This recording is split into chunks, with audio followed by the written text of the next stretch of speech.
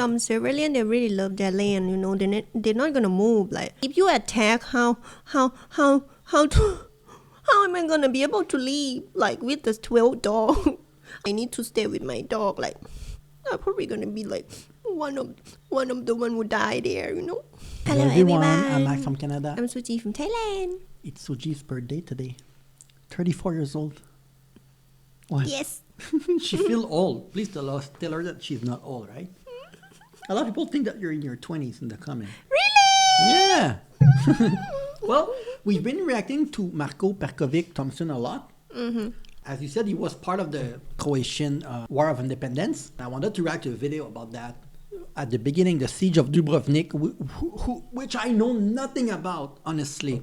Very close to everything, so it's very easy to get attacked, right? Look, Croatia is very long, and then you go and you have Dubrovnik here. Oh, very nice close water. to Montenegro, Bosnia, Serbia, Kosovo, and Italy on the other side, and they could get attacked by everyone. And there was a siege there. They got attacked. They had to defend the city. And it lasted many months, I think. Yes. Let's get started. Let's go.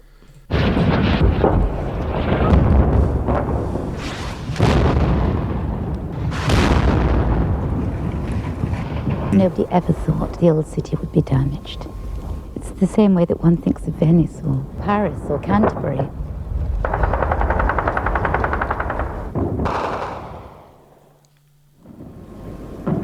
It was early Saturday morning when the battle for Dubrovnik intensified. Tanks and heavy guns of the Serbian-dominated Federal Army pouring in fire from their positions in the surrounding mountains. The majority of the city's population took to the underground shelters.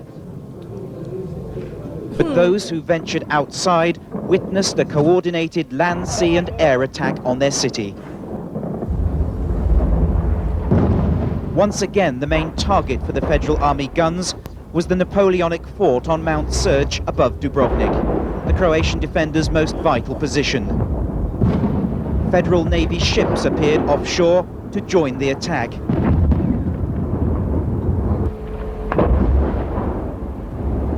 It was not a totally one-sided exchange. Here, mortars fired out from the city, falling just short of Federal gun batteries hidden in trees on top of Mount Jakovica.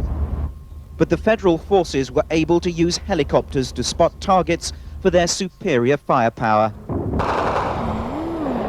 I hate when people say oh, we're going after this building or this thing or this thing. It's like, yeah, sure, you're not going after the civilian, as if the civilians are not going to be in the way, Yeah.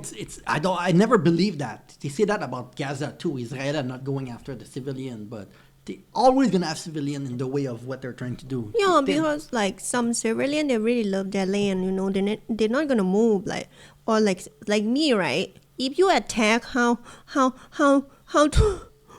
I gonna be able to leave, with the 12 dog?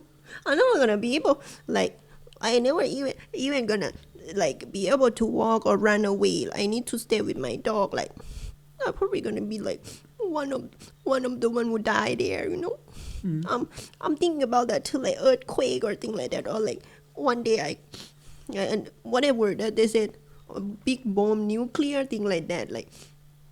I'm already ready, whatever, because I never gonna leave my dog.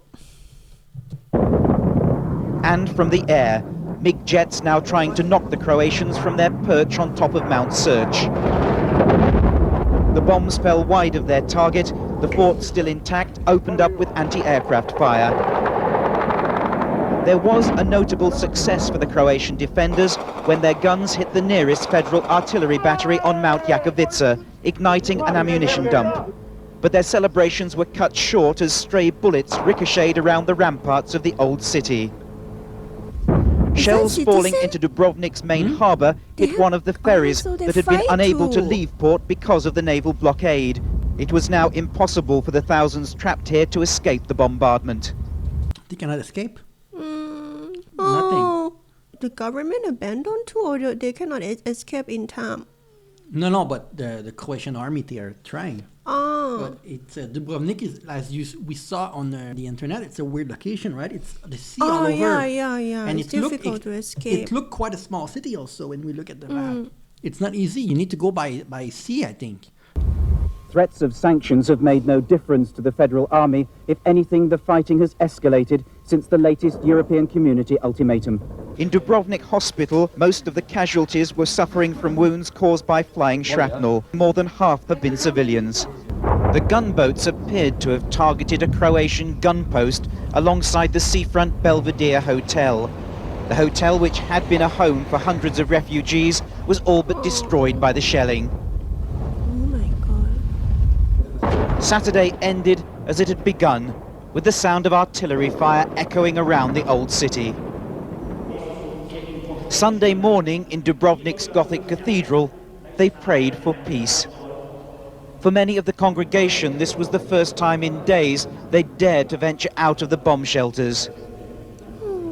But outside, no respite from the bombardment. Indeed, the cross on top of Mount Surge almost toppled by an exploding shell.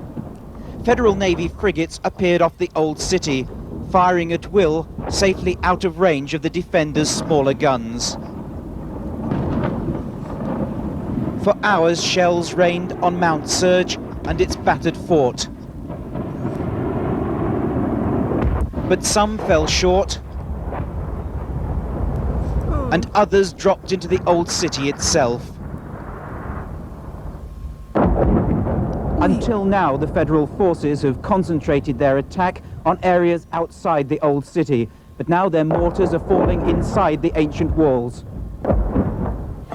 One exploded through the roof of a house built 4 centuries ago. It's crazy. This looks very similar to what's going on in Gaza. America and Israel teaming up to destroy Palestine, and people all around the world, a lot of people don't seem to understand what kind of genocide. Things like this are considered genocide when you go after civilians at all costs like this. And anyway. In all, 4 mortars fell inside the city walls that day, shrapnel exploding into the convent. The tranquility of the 14th century Franciscan monastery, home of Europe's oldest apothecary, was also shattered. As Friar Josu Sopter tried to tell us about the damage to the monastery, his words were drowned by another attack.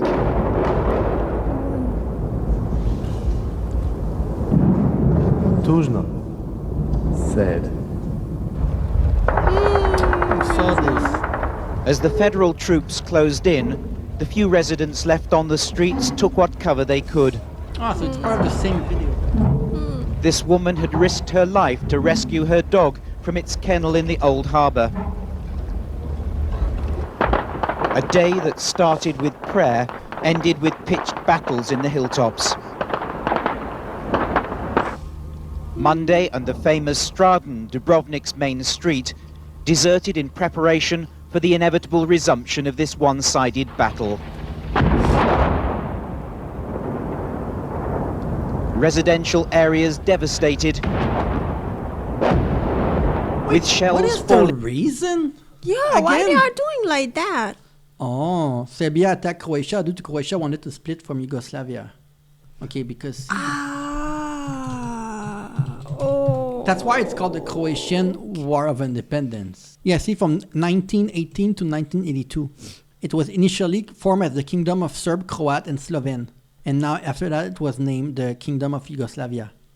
The country was a federation of 6 republics: Bosnia and Herzegovina, Croatia, Macedonia, Montenegro, Serbia, and Slovenia. So, from what I understand now is that after the USSR collapsed, Croatia said, we want our own country. And then they were fighting because Serbia and others were saying, well, we're going to take Dubrovnik. Start by Dubrovnik, and then if you give Dubrovnik away, then they will want another part of your country.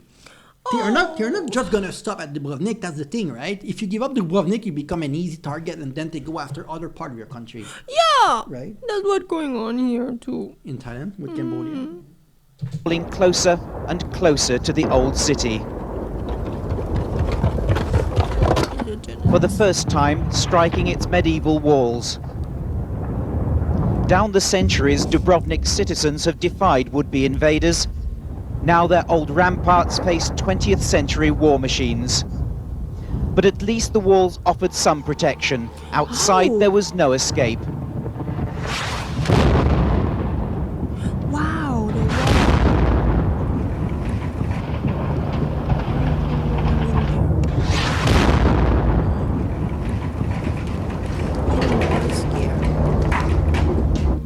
The Grand Hotel, probably Dubrovnik's finest, ablaze. But this was just a foretaste of the destruction that was to follow as the federal forces closed in.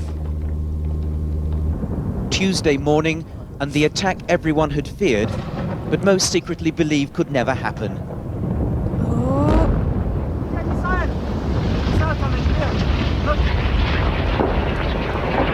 A deliberate and sustained assault on the old city. This was not a case of shells going astray, it was a calculated decision to irreparably damage a city that is in its entirety a protected monument. Some shells appeared to bounce off the 100-foot-high walls, but others crashed into the city. The Federal Army was now using Soviet-made wire-guided missiles against walls first built to keep out arrows and spears.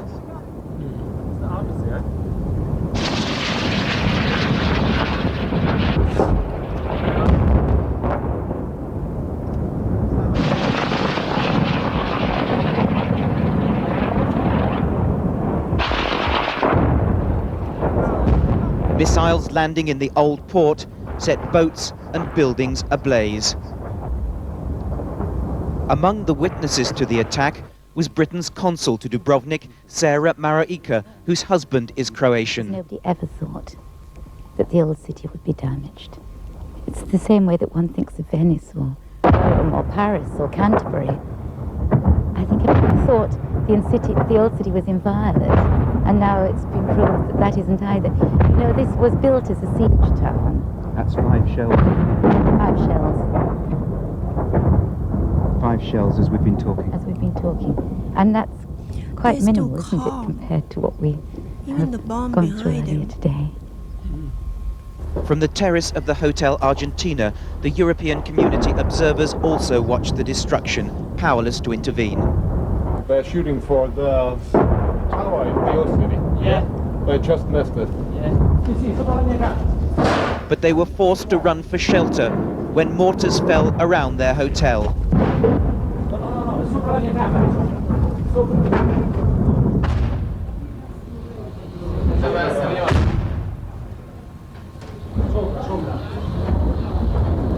The observers spent hours pinned down by mortars exploding outside. Plans to evacuate their team by sea had to be postponed because of the raging battle. Oh my god. So let me try to understand. They want to claim Dubrovnik, right?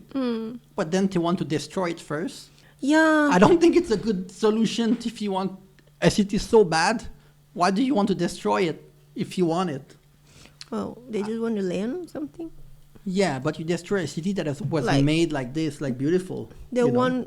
want you to surrender something? That's Yeah, why they're but- trying to attack.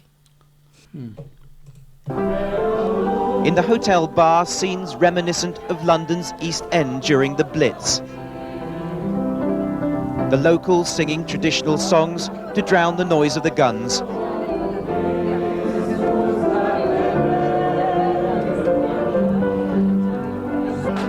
Britain's consul joining in this attempt to keep up spirits in spite of everything.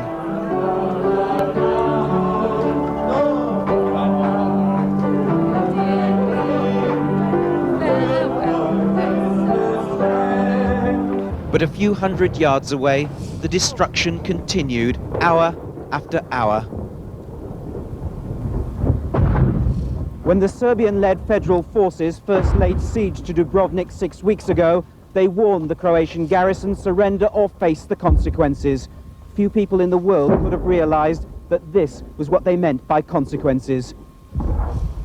The city they called the Pearl of the Adriatic. Its history and its beauty attracted tourists from around the world. Now its ancient structures, lit up by flames, as its citizens await the next onslaught. Wednesday and Thursday the fires still burnt, but at least a respite from the fighting. Only now there was another agony. A ceasefire brokered by the EC observers allowed the evacuation of women, children and the wounded, but only 1,600 could go.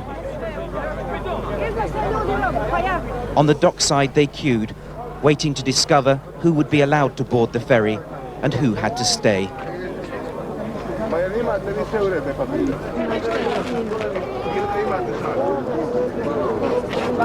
Families separated, no way of knowing when they would see their homes again, or how many of the husbands and sons left behind would survive. Paul Davis, News at 10, Dubrovnik. When you have to leave each other, and if you all think like that, you're probably gonna stay, because you're gonna need to let the young one go first. But also, like, it's not just human, it's also like all the animal. Like, what they're gonna do? They're probably gonna lose a lot of their life too. Yeah. I mean, I'm kind of lucky.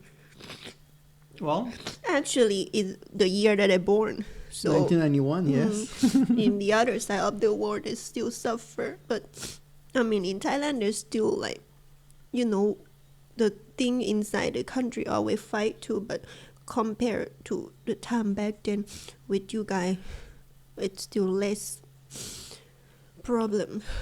Even like, Yeah.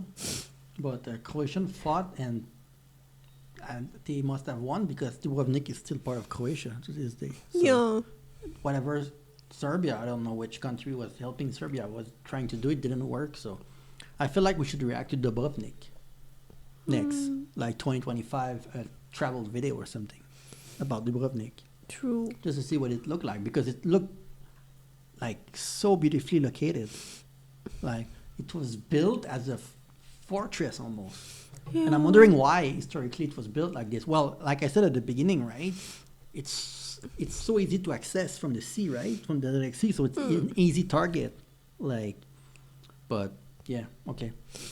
Well, maybe we can react to more video from that War of Independence so we can learn, because we have been reacting to Marco Perkovic-Thompson a lot, so we need to learn more about this. Yes. And see you very soon.